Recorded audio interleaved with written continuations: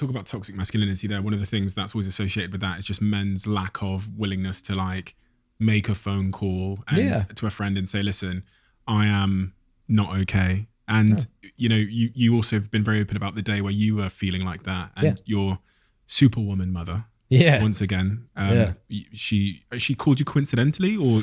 Yeah, coincidentally. Well, it was kind of like, I went to call her, and then like shit, like I texted her a couple of times, and then she just called me. Because you were feeling bad, so you text her. Yeah, I mean, people will tell you this, but when you're in that zone, you know, if you're in a absolute spiral, everything goes into a right blur. All I know is that I was in my house and I was in my pants, and I could not stop crying, and I couldn't stop worrying about everything, and my head was going like a whirlwind. Like I was worrying about stuff that wasn't even logical. Like, what was your brain telling you? I can't even describe it. Like, it's like the only way, it feels like anything in my head that could have been a problem was a problem. Have you ever had, like, you know, when you're hungover and or like the next day, I don't know if you drink, but the next day, right? If you have a hangover, you have this like paranoia thing, like throughout, like stuff just makes you feel a little bit edgy, whispery, like yeah.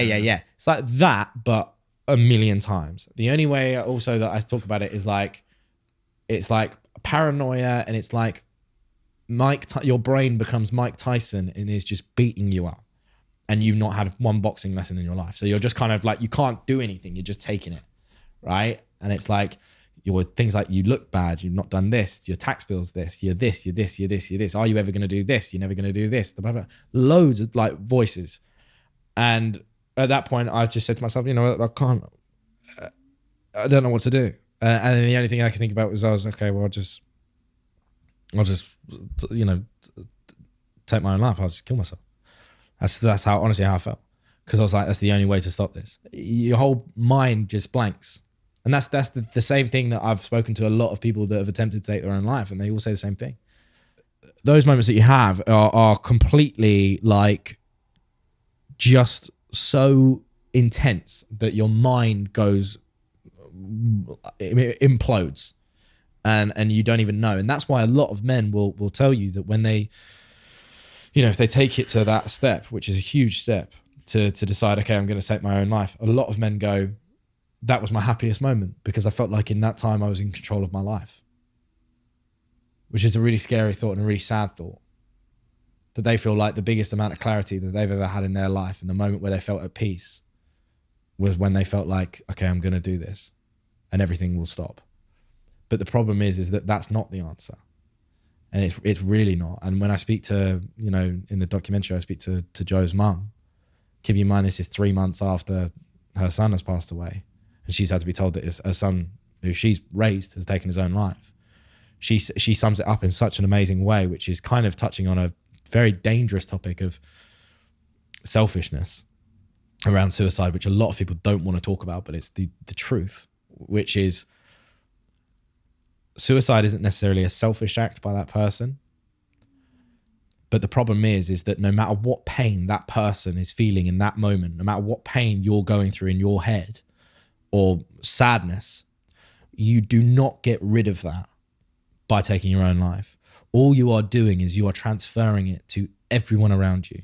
And you are transferring that on average, 180 people get affected by one singular suicide. And that is what you are doing. And it's just a fact. You know, like for 2 months, I absolutely hated Joe. I hated him. After he died, I felt quite cold, because I was just like, how could you do that? I felt like, how could you leave me, your mum, your dad, your sister? How could you do that? How could you let someone find you? Like, do you know what I mean?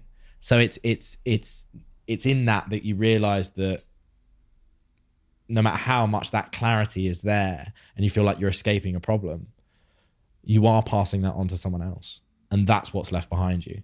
And I know for a fact that I know, like, I would put so much money on that if he was here right now, he'd look at me and say, sorry, mate, made a mistake. 100%. So much I was thinking about there. So the first thing is, my business partner also said to me he was considering jumping in front of a train. That's what he said to me in our private conversations.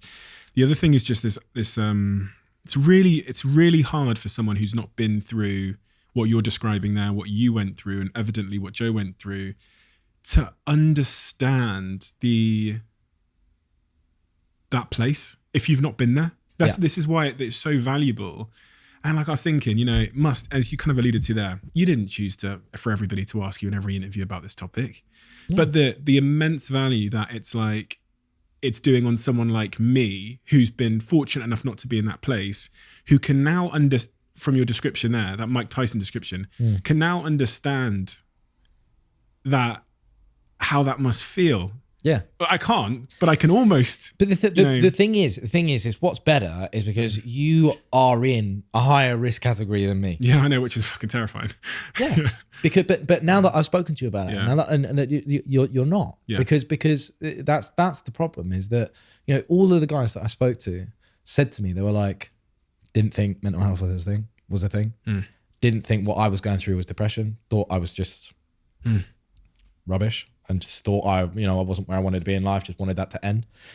That's the realization of it. And again, it's that thing of, it's a topic that no one really wants to talk about, and is also why I was so adamant that this is the worst thing, right? Is if you're in that state, your mate's in that state, right?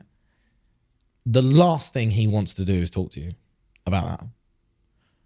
So why is the kind of push always, if you're feeling depressed, you should talk?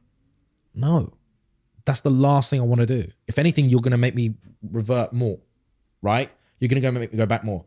The pressure should be placed on us as friends to make that call and to make that conversation happen with anyone that you would ever suspect. Even if you don't suspect it, make sure. How sure are you? How sure are you of the people in your phone book or your close friends that they're not thinking these thoughts? Not sure enough. But that's what I mean. So all you have to do is have that conversation. But that will take you having that conversation. I always say, I do a lot of talks for businesses about mental health. And I always leave it with, go away today, choose 3 people in your phone book that you speak to regularly, and ask them are they okay, but do it twice. And that's something that I learned from a group of lads who had lost their mate. They now look after each other by asking at the beginning of the conversation, are you okay? Have the conversation, and then just go back to it and be like, so tell me, are you okay? Choose 3 people, do that 2 okay rule on them, and tell me that you haven't found something new from at least one of those people.